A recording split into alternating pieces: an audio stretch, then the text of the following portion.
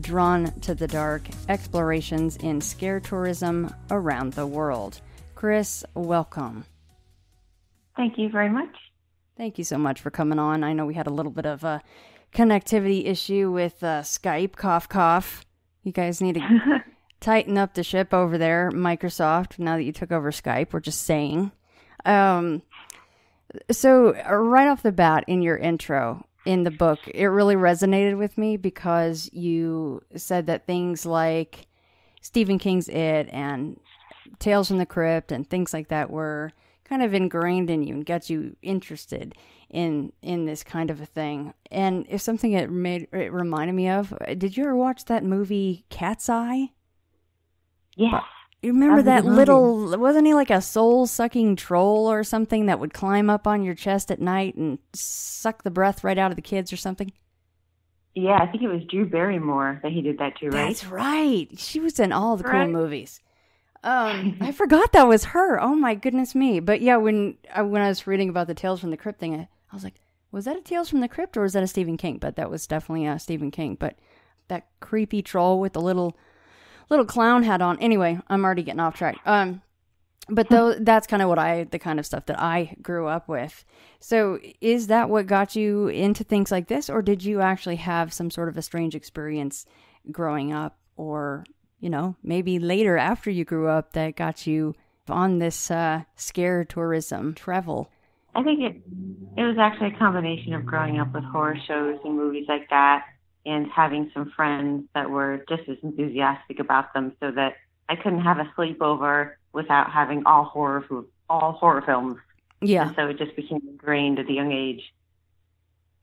So you say that this book is a story of haunter explorations and that you're a haunter. And for anyone that doesn't know what that is, can you kind of describe what a haunter is? A haunter is somebody who puts on shows, haunted attractions. So I'm not actually a haunter. I was more looking at what haunters were doing, both in the U.S. and in other countries. Ah, gotcha. Now, this part, it took me by surprise because I just thought you were going, you know, on trips and coming home and going back out on trips, and that's not the case at all. You actually left your job in your apartment and you started a Kickstarter for this, and you actually went on the road for an entire year and you traveled to 11 different countries to get all the material to write this book. Right. And the Kickstarter actually failed. While I was a few weeks into it, I set a goal, and the way that program works is if you don't reach the goal, you don't get any of the funds. But I already told myself that even if I don't get any funds, which I didn't, I'm just going to use my savings and do it on my own. And that's what I did. And I like doing it that way better because it was kind of like, it was more meaningful being self-funded that way, I thought. So for myself, I was wondering, because something that I noticed in your book is, for me personally, I felt like I was there with you. You give very detailed descriptions of what the air smelled like and what the food tasted like and what the people were doing all around you. So you painted a really nice picture. So as far as writing the book goes, did you go back to whatever host's house that you were at and you talked into a recorder, or were you furiously jotting down notes so you wouldn't forget anything on these trips? Every night I always kept notes. I don't think I recorded anything that I can remember, but in the year and a half it took me to write the book afterwards, I also emailed them a few questions. And do you remember this? And the name of the road where we saw that. But mostly it was notes I took throughout the trip. And something I had learned also from reading your book is I had never heard of the term couch surfing. And I actually, once I read the book, I got online and I went to the couch surfing website. And it's an entire, basically, community of people that take in travelers. And that I suppose, you can take in a traveler if you want to at any point in time. How did you get introduced to that side of it? Was that once you realized you were going to be going to 11 different countries and you got recommended to that? No, back in Connecticut, this was maybe 4 or 5 years before I took the trip. I took a solo world travel course at our local adult education, and the person giving the course mentioned couch surfing, and I was like, wow, that sounds great. And so I signed up right away. And for the 3 years prior to this trip for Drawn to the Dark, I took 3 individual month-long trips while I was in grad school, and I couch surfed during each of them. And also throughout that time, I hosted people who were coming through Connecticut. I hosted them in my house. So I had years of experience before I did this year-long trip. And I know that you grew up in New England, and obviously you love Halloween, or you probably wouldn't have gone on this year-long trip, right? But I can't imagine a better place to grow up if you like things like that, right? Is New England. Absolutely. New England, yeah, it's the ideal place to grow up if you're big on Halloween. Did you put on any haunts while you were growing up? Did you create a haunted attraction in your mom and dad's garage at any point or anything like that? No, my friends and I would go to different shows around Connecticut, and then once we all got our license around New England, but I never put on my own in my house. Just would decorate the place and help other people decorate their houses, but never put on one myself. Yeah, so I was introduced to you through Mark and Carrie Muncie, and that is, of course, as everyone knows, the Erie, Florida couple. The book is going to be coming out next month. They were on Into the Fray 81 and 94, and they have another one we're going to be recording here very shortly. It'll be a video recording, and then, of course, everyone else will get the audio, but the insiders get the video, and I think we're supposed to be dressing up for that one, so it'll be a little bit before Halloween, but we don't care. We're just going to act like it's Halloween anyway. But Mark is like... Halloween all year. That's right. Absolutely. It's Halloween whenever the heck you want it to be. But yeah, Mark's like, you got to get Chris on. And in the second, I took a glance at what you had going on there, and that was a no-brainer. So thank you so much. Now, I know that you did start your travels in Mexico, but if it's okay with you, I would like to start in Austria and talking about Krampus, if that is all right with you. That's totally okay. Yeah, so if you could just give the background on the legend there of Krampus, it's fascinating. Okay. Well, forgive me for pronouncing it Krampus. That's only because that's how they pronounce it over there. Right. But actually, I first learned about Krampus from Alan Hopps. He was giving a talk at HauntCon, and he mentioned this demon that superstition or legend has it that would go from door to door with St. Nicholas in early December. And while St. Nicholas would treat and reward kids who have been good by giving them sweets and candies, Krampus would beat children who have been bad and actually steal them away. And that they actually enacted this on the streets of Austria, and not just for one night, but throughout the month of December. So I said, oh my gosh, I'm going there. I get to spend the whole month. And so I went over there and I looked for hosts on Couchsurfing that were also interested in this and who had grown up with it. And I had one person, Bertram, who I wrote about, who grew up with it and knew the whole story and told me the whole story and told me where to go for the best. They're not called Krampus parades, they're called Krampus louts, where to go in town. And I got to see these enacted. They could last up to 3 hours. There would be thousands of people dressed as the Krampus, and the styles would vary depending on what part of the country they were from. And to just see them whale people with branches and animal tails in the streets, and people just lining up by the sides of the road, all excited for this, and the cold was incredible. Yeah, they're lining up to get beat on, and you actually got romped on a few times by these Krampuses. Yeah, so I got bruised. Yeah, and I remember you saying you were really proud of it, and I would be too. So, is the legend of Krampus a way for parents to, get their kids to listen a little bit better and say, hey, if you're not a good kid, then Krampus will come get you? I think that's the ideal. I think that's what they hope. In the same way that over here we tell kids, if you're not good, you won't get anything from Santa. So I think that is the hope. But again, if you see the Krampus louts over there, they would never hit a child. They only go for the adults, the teens and up. So what was the most striking Krampus that you saw in all of the parades that you saw about those creatures? My favorite one was actually, the picture is on the cover of the book, and the Krampuses, some of them were almost demonic looking. They looked like demons straight out of hell. and they were pulling this chariot down the street, and the person on top of the chariot was supposed to represent this person who, legend has it, resides in one of the mountains in Austria. And so this person was just screaming and calling out to the crowd, and the devil-like Krampuses were pulling the chariot down the street, and all these other Krampuses were running along the roads, beating people as it went by. And I just couldn't believe that all of this was happening in a very populated area where people were doing their Christmas shopping, and they had come from all over Europe and hadn't even heard of Krampus, had no idea what was going on. Oh boy. And to see this spectacle being enacted was just amazing. Yeah, those people are probably like, what in the hell is happening right now? I mean, oh yeah, just from the cover alone, even if you don't get on Google and Google Krampus, the cover alone, you're like, yeah, they've got the horns and the sharp teeth, and they've got claws. Were these guys making most of those outfits themselves? Originally, they did.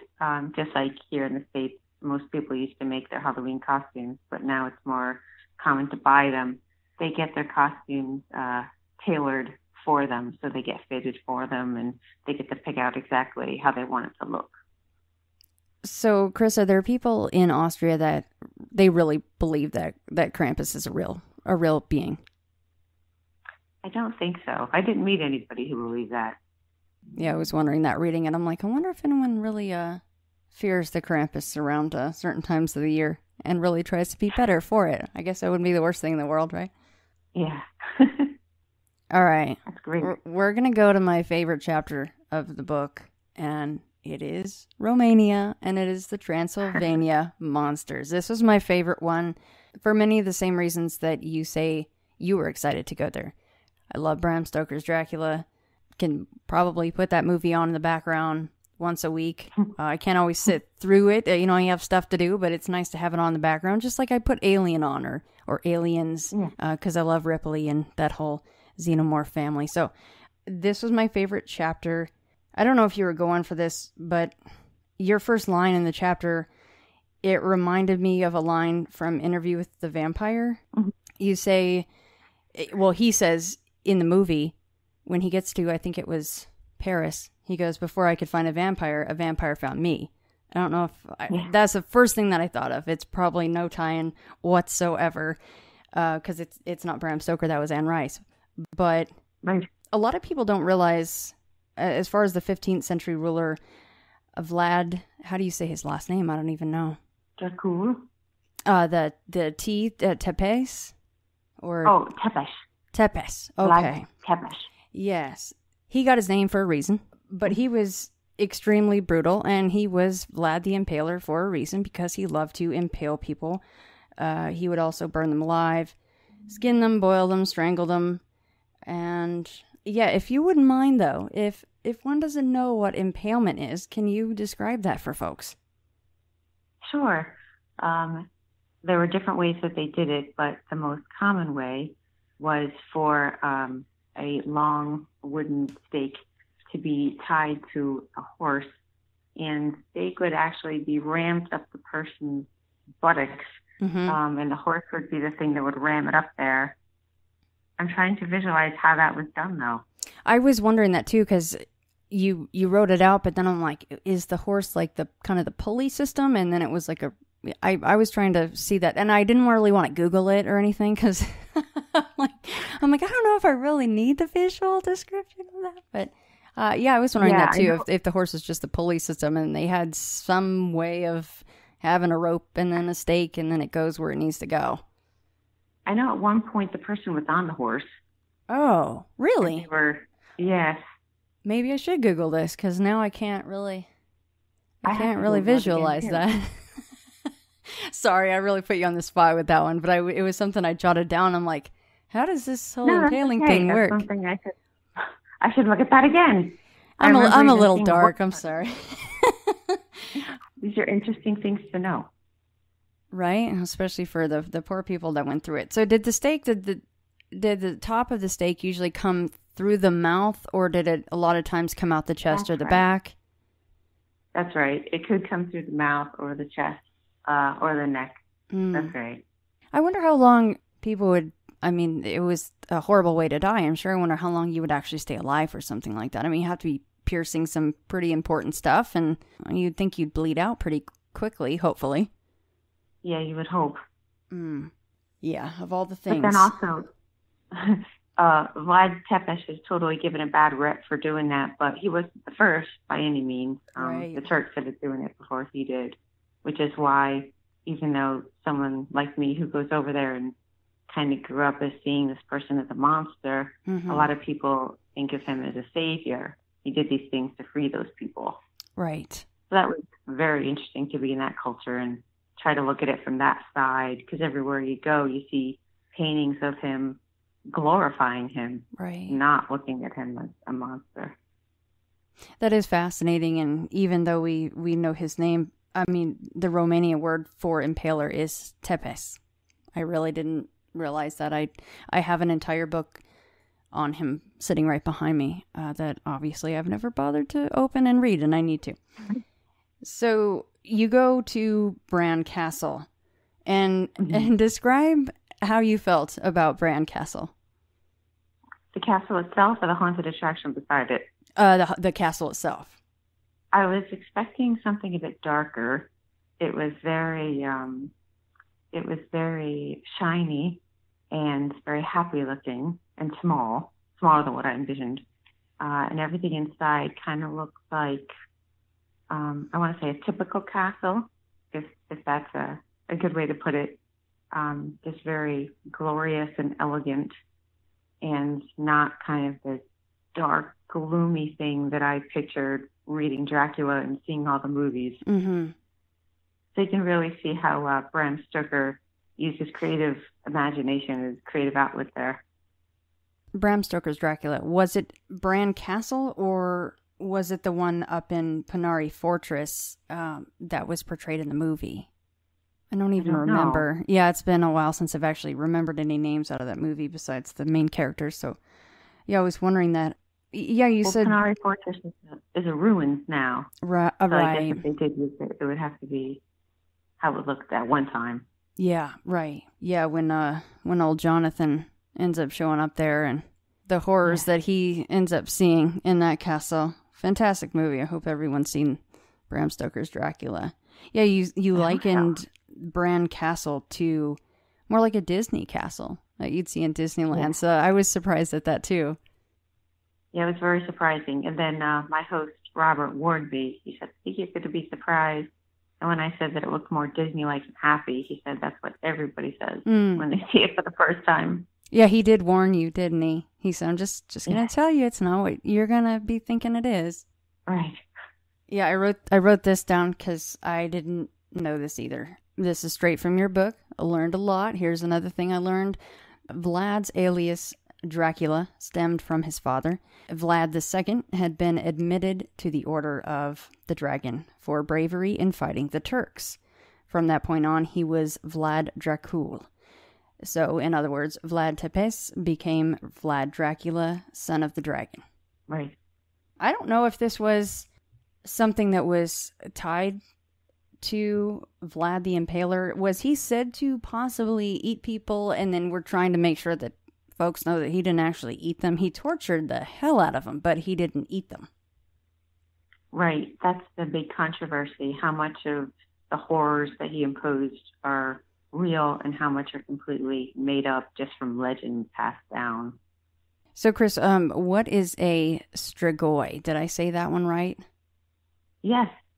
Strigoi are the vampire legends from Romania, the actual vampires. In the way we kind of think of them, that they're people die, we bury them, they come back to life, crawl out of the graves, and feed off blood. And actually, a rather interesting depiction of them is, you can see it now on TV on the show called The Strain. I don't know if you're familiar with that show. What's the show called, Chris? The Strain. The Strain. Okay, yeah. Yes. Very different than the actual legend in Romania, but same name. Oh, very cool. So I think you mentioned this in the book, but from Bram Stoker's Dracula, the three women, well, they weren't women. they were other things that seduced Jonathan were strigoi. Oh, no, I didn't say that. I saw a painting of the three vampire brides in one of the shows. Yeah, gotcha. That's probably what you're thinking. Oh, yeah, you were saying like it wasn't until Bram Stoker's Dracula that they became kind of this beautiful creature, right? Yes, exactly. So I think you were talking in the book about how you would actually destroy one of these creatures. One of the strigoi? Uh-huh. In the same way that movies depict it, you have to drive a stake through their heart and chop off their head. Just another reason to carry stakes, you know? See, you never know when you're going to need them. It sounds really just, I don't know, stupid to say, but sometimes I'm like, as far as Krampus and strigoi, sometimes I'm like, sometimes I wish they were real. I wish zombies would really we need a good apocalypse. I don't know which one we should have. I vote for the zombie apocalypse, but a vampire one would be pretty cool as long as you were one that they just bit and not one that they just, all your blood is gone and you're just a crunchy little corpse. Oh, God. I'm going to hope that none of it happens.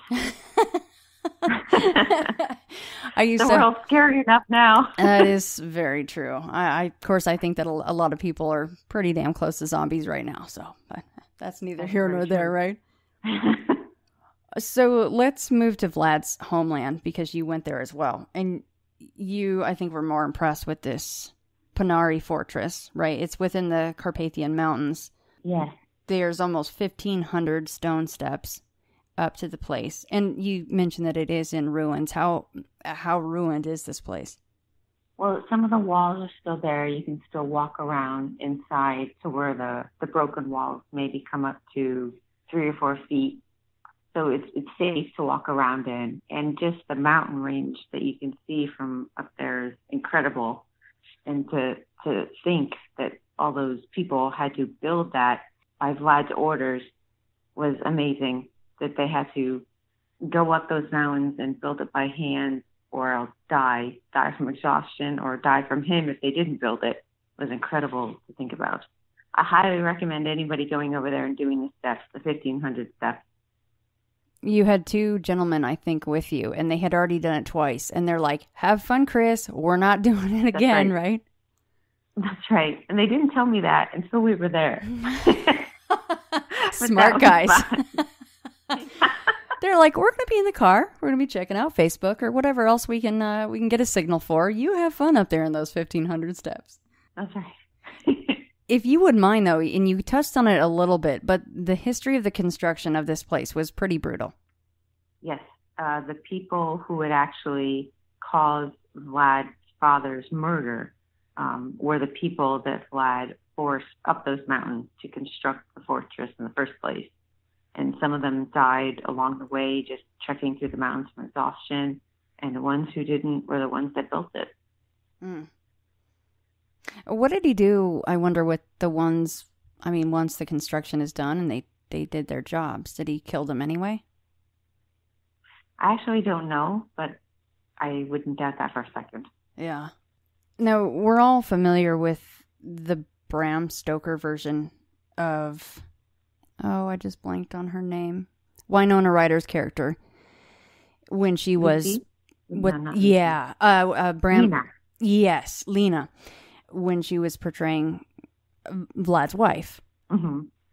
In the movie version, she throws herself off the tower after she thinks that Vlad had died in battle. But what I did not realize was there is a true story of Vlad's wife committing suicide, but it was not because she thought he was dead. It was because, and he was actually home at the time, a massive fortress or castle, mind you. He was home at the time, but the Turks had invaded and she knew that she would be captured, and rather than facing whatever horrors she would be facing after capture, she threw herself from one of the turrets of the castle. Right. I didn't know that. That was that gave me chills when I read that one. Really? Oh yeah. I'm familiar with all the movie scenes, but I just thought I was like, wow, that was dramatic. But come to find out, nope, not that dramatic. It actually happened, just not in the exact way that was portrayed in the Bram Stoker version. Very interesting. Yeah. Well, in the movies, they have to turn everything into a love story. Yeah, right.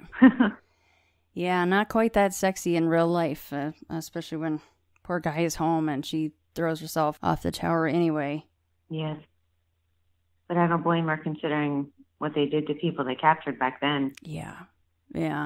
Well, and you could imagine probably what would have happened to her just because who her husband was. Right. Not good. Yeah, I would probably do the same thing. Bless her heart. Mm-hmm. Me too. All right, I'm going to try to pronounce this, and I'm just going to go for it. Okay, so this is, I'm sure you just cringe when you do these interviews because people do exactly what I'm about to do. So this is Germany, and This is the Walpurgisnacht. Very close. Walpurgisnacht. Okay, thank goodness. That wasn't too bad. Whew. All right. That's right. Now we can move on. I was like, I'm going to throw this out there. I'm going to see what happens. That's the way to do it. Yeah. So this is up on Brocken Mountain, and it is the night when evil thrives. I love this. So if you could describe what is going on there in Germany for this festival. Okay. Well, the festival is based on the story of Faust, when the demon Mephistopheles brings Faust up to the Brocken Mountain to tempt him into sin.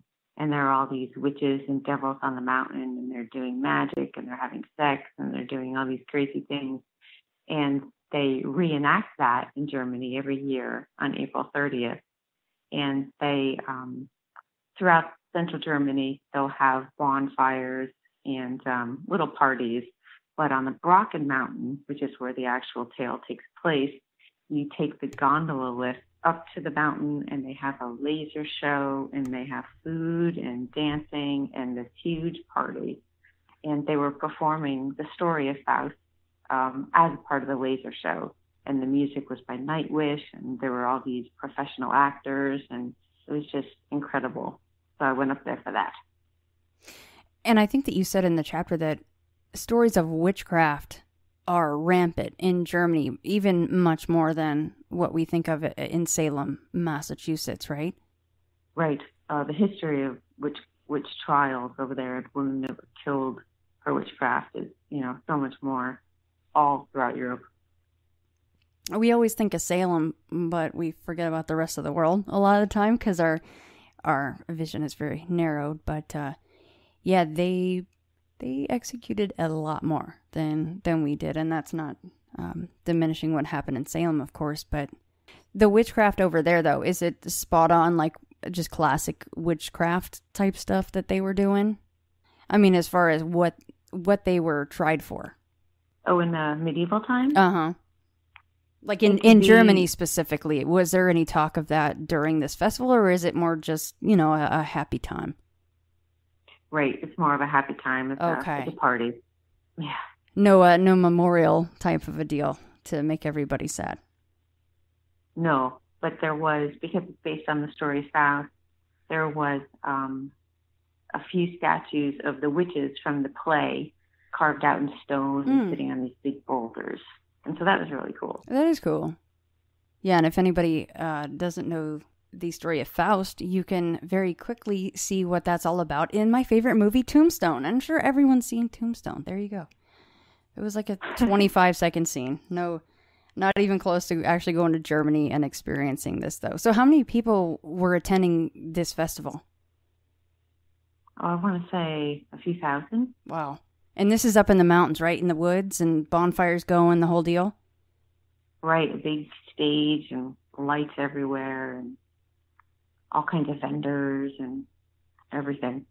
Like a huge carnival on a mountain. I remember you saying in your book that, and it must have been so difficult, but you were saying that, look, I'm on a limited budget. I can't be buying all sorts of knickknacks and little souvenirs and taking them home. But did you buy a couple of things that you still have to this day, or, your memories are enough? Actually, I only bought postcards as souvenirs. You're a strong lady. It must have been so hard because you even had some pictures in the book of, some of the masks and all these cool things that you were running into in all these countries. And I'm thinking, I would have wanted to buy everything. But that's not just me. Actually, when I travel in everyday life, I'm not big on buying things. I'm more into the memories and the experience of the moment. Chris, one of the things that I was chuckling about, and you have to kind of describe it for everybody, was when you're in Germany and you ended up in a mock courtroom for a witch trial. And what happened with that? That was in the Berlin dungeon, which is a big haunted attraction.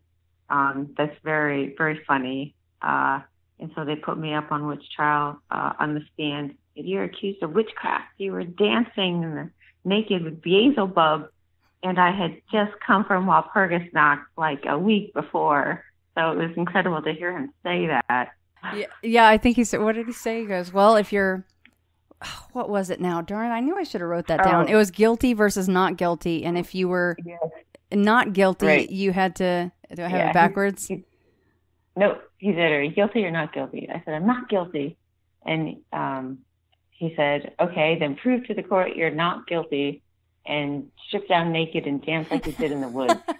And I said, you know what? Actually, I am guilty. Yeah. And he said, oh, well then. I've been like, yep, guilty. Guilty as hell. Sorry. Just kidding.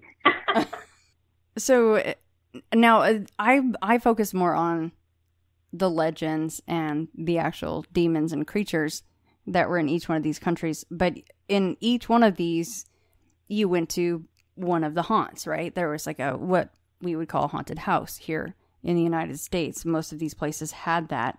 Not all of them, I don't think. But which haunt was your favorite? I think my favorite was the one outside Braun Castle in Romania, because what I had envisioned in my foolish American mind about dungeons and vampires and dark things, they put in that haunt, probably for people like me who were more interested in that than going through a, quote, ordinary castle. And so I brought my host, Robert, through with me, and he is legally blind, so he can see very, very little. And so I had to describe each scene as we went through it. And so that was the first time for me to be able to do that, and for him to experience it and hear all the creepy sounds and go through a dungeon and then a graveyard. So that was really meaningful. Yeah, I thought it was a really nice point that, and again, everybody, I'm not covering every chapter in her book. There's many more. It was really cool that you took a lot of your hosts for the first time to these massive festivals. Some of these festivals were born and bred in their country, and it's a huge part of where they live, and they had never been until you showed up. Right. All right, so for the last place, you fittingly, and I didn't know this until I got to this chapter, by the way. I just thought he, knew you and your friends and your authors, and, you guys, you just know each other. Little did I know. So I posted on Facebook earlier today, and you saw it. I kind of put a call out for any questions that people wanted me to ask you during our recording. And Mr. Mark Muncie wanted to know how scary it was to try and live in Hellview Cemetery after all those less scary places. It was actually comforting more than scary. Yeah. Because I was with an entire family as enthusiastic about haunts as I was. And so every room at a house, there's props and there's makeup and there's monster stereo and there's horror movies, and it's just everywhere. And I really felt like I had a second family staying with them. Yeah, let me fill everybody in, because that was a little inside joke between me and Mark and Chris here. Hellview Cemetery is what Mark Muncie and his family came up with for their own haunt at their home in St. Petersburg, Florida. And that was the last stop on your trip. And it was also the last part of your book. And it was a nice treat for me to realize that you guys had hung out, you've met. It was more than just he knows you because you're an author and you write about creepy stuff like he does. So I remember the part in the book where you said that Mark's like, yeah, I warn the neighbors that I do this every year, and they know it gets a little crazy around here, and they just have to kind of deal with it. So yeah, those are always good neighbors when they accept that somebody on their block runs a haunt. And so for a few nights or a few weekends in October, things get crazy in the neighborhood. So, Chris, what was and I get asked this, and I'm kind of like, I don't know if I can say, because there's so many, because people are like, what's your favorite episode you've ever recorded? And I'm like, dude, that's like picking your favorite kid. But I'm going to ask you anyway, was there a favorite location that you went to? It actually was Romania, because it was a place that I'd wanted to go to since I was so young, and just being there was unbelievable. I never thought I would be there, and to be there for 6 weeks and see so many different places and make such a great friend is the best. Yeah, big high five on that. That was definitely my favorite chapter in the book. And I read all the chapters. I just thought, okay, I'm not gonna show all the hands in the deck here, so I have to pick a few so that everybody can still buy the book and have some surprises for themselves. What about a favorite demon or monster that you looked at over the year-long trip? That would have to be Krampus, because he was so brutal and interactive and painful. Very interactive, right? Yes, very memorable. I kind of touched on this in the beginning, and I think you already answered it, but I want to make sure. So you haven't had any strange or supernatural experiences in your own life? Right, I have not. Do you want any? I'm open to anything. I'll leave it at that. Would there be an experience that you definitely would not want to have? Like you've heard on a podcast or read in a book and you're like, oh, hell no. I suppose any experience where somebody got really hurt, there was any actual danger. I'm more into the theatrics and the play pretend of it all. Right. So would you, out of all the locations, you might have already answered it again with the first question I asked you, but would you be inclined to live in any of the places that you visited? As much as I love being there, I love living in the United States. Yeah. So, no. Okay. No, that's a good answer. All right. This is a really important one, Chris. Have you invested in a singing toilet? I have not yet. You might after you watch Why Him, though. I'm just saying. You'll have to watch it and see it. That's right. It's really inappropriate in a lot of spots. I'm not going to lie. But once you watch it, just message me and let me know. And you can be like, either Shannon, it was awesome, or Shannon, you have really bad taste in movies. So you can let me know. Definitely. So, Chris, any new books planned? What have you got going on next? Yep, I'm actually working on a book now.